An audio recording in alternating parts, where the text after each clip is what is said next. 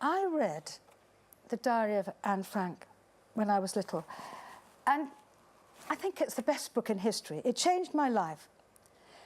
I've always thought about Anne, about her train journeys. I sometimes imagine myself treating her typhus, feeding her soup with a spoon. It's a terrible fantasy, but I've never got over Anne Frank's pain. And not long ago, I went to the Low Country and I visited Anne's house. It's a museum now.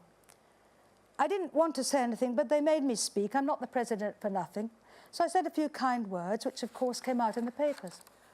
And then the Prince of the Chilean Right came along and tells the press I'm comparing myself, that I'm comparing myself with Anne Frank, that I'm saying she and I are the same.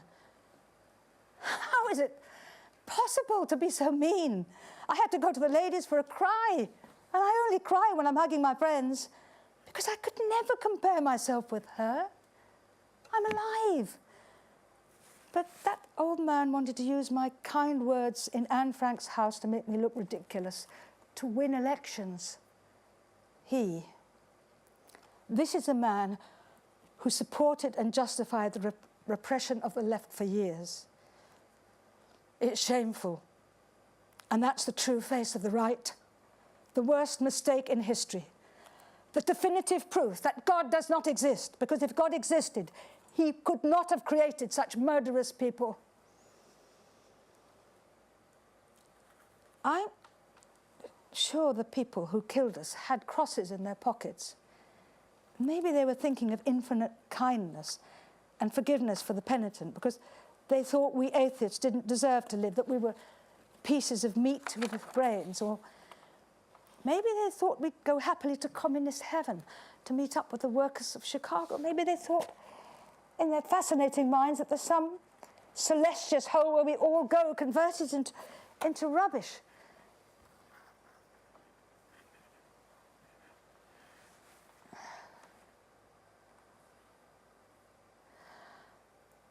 Oh, why am I talking like this? Why? It must be the shadow that came in the night. I'm sorry. I'm sorry. But I do believe the right has no culture. They don't understand the arts section of the newspaper. When they see religious art, they see passion, but they don't see lust. They don't understand anything. They look at cathedrals and they see God. I see trade unions. I see sculpture for the people. When they listen to Bach, they raise their hands to their chest. When I listen to Bach, I run my hand over someone else's chest. Or I would if there was a man. And I'm talking about something sexual again. I don't know. Because if you think about it, Bach is the perfect epilogue for passion on a winter's day. The perfect accompaniment for the post-coital blues, for getting out of bed, opening the curtains, seeing the rain over the city, and going back to bed. Completely happy with his body and with my body. Bodies that haven't been worked on. Bodies that have eaten and smoked. Bodies that ache. Electrocuted bodies. Left-wing bodies. And then we sleep in each other's arms. And then we take a shower, trembling. And that's the culture they don't have. They know nothing. They have aeroplanes and a cruel way of looking at life. They believe in wealth. They believe in manliness. They believe in hell. Those are the things that really worry me. I'm not so worried about crimes against property. I'm more worried about crimes against the body. Bullets flying for no reason. Raging against everything. The pain of other people's happiness. Teachers humiliated. Victims silenced. Screams of vulgarity. Swearing. Thuggish men. Insulting bosses. The humiliation of a broken heart. The frustrated dreams of youth. The end of optimism. The depression of pills. The pains in the chest. Blacking out from the anguish. the cold house, the violent young men, the girls who love them, deformed bodies, a short leg, a lazy eye, crooked teeth, parties with no dancing, broken cigarettes in our pockets, women with black eyes, women in dark glasses, women raped in the woods, women raped in between the kitchen and the bathroom, all of them crimes against the body. And there were crimes against my body, or not. That's why it's so violent to hear them talk about my body like a piece of meat. And the truth is, it is a piece of meat, but conscious for now. And being conscious lets me see the life of the life of the life. And that very life can look terrifying on television. So there are many nights when I have to watch television and cry, eating vanilla ice cream. So this conscious piece of meat gets fat. It's natural. And so what if it does get a bit fat? Or very fat? What does it matter? So one day everyone started calling me fat. Even the boys in my neighbourhood called me fat. I had to laugh along. Who do they think they are? How dare you try to offend me? There's nothing offensive about being fat. There's nothing offensive about having a body. There's nothing offensive about being a woman and fat. But you think it's offensive. You want to hurt me by being offensive, and that offends me. It offends me that you offend me by offending all offendable women, and you laugh like children in a nursery. Well, those who call me fat can fuck themselves. Bastards.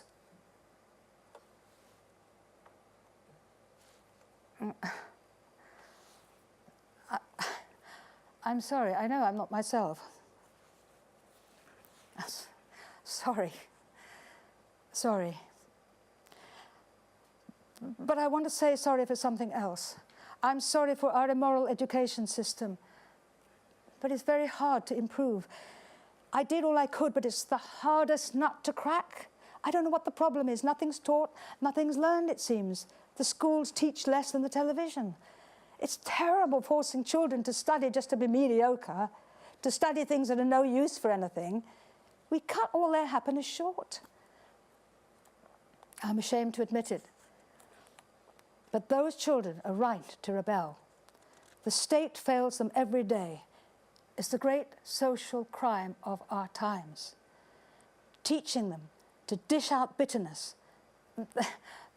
They do learn some things, of course. They learn about football and parties. They learn to put up with violence. They learn to be forced into falling in love. Now I think about it. Of course, when we go to school, we're taught to forgive everything. Violence and brutality, that's the school of life. Or at least the school of my life, learning to subjugate ourselves. We know that by the age of 17. Oh, wait. Maybe if there were no schools, there'd be no violence of subjugated people. We'd all be rebellious and happy. Maybe the anarchists who plant bombs in banks aren't all that mistaken. Yes. I don't know if I really think that. I'm not myself. Someone's putting words into my mouth. I don't know if it shows, but I'm filled with a little rage. But devoting my life to rage makes me sad. That's why I hug my daughters and almost cry sometimes. It's my comfort. I've learned a few things as time's gone by. We're part of the story of history.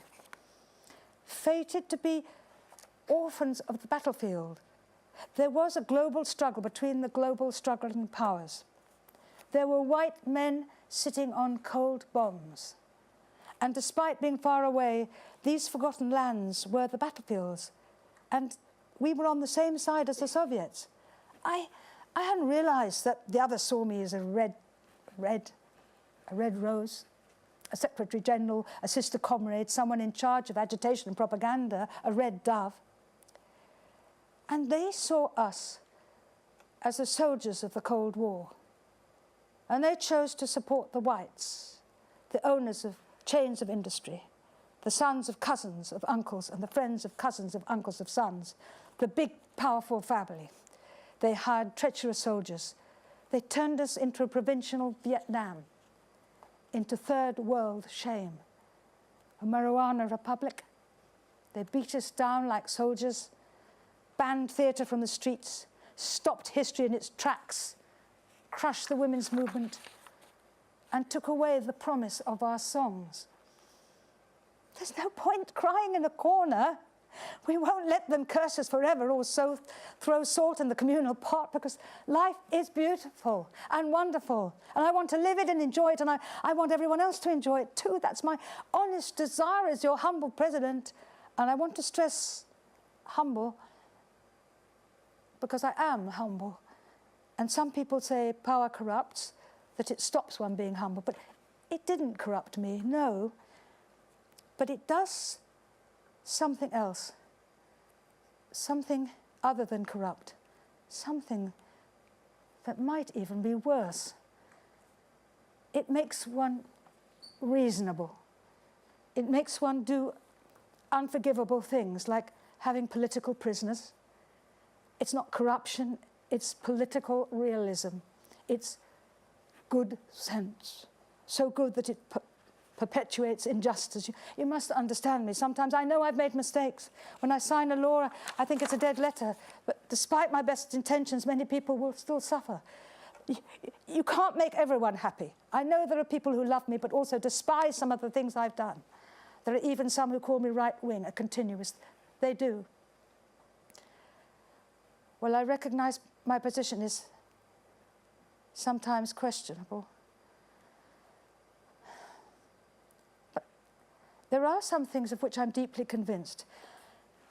For example, I believe Chile is one country and the Mapuche Indians are not a separate nation in the sense of having their own republic. I believe the crime of colonization has been forgotten.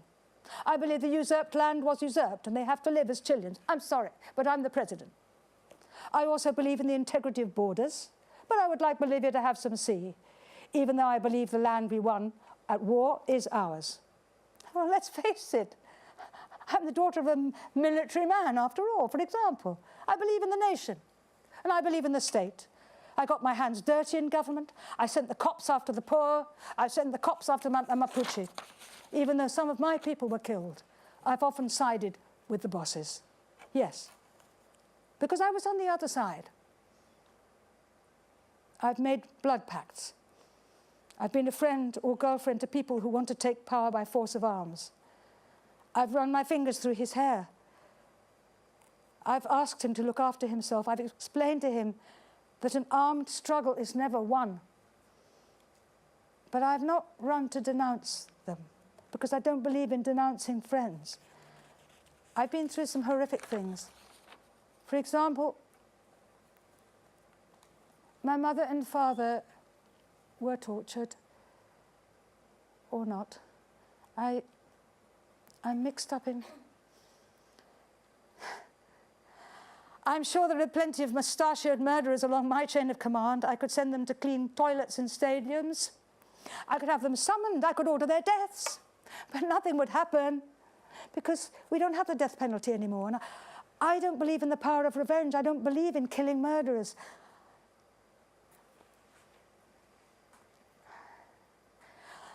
I believe in crying and understanding.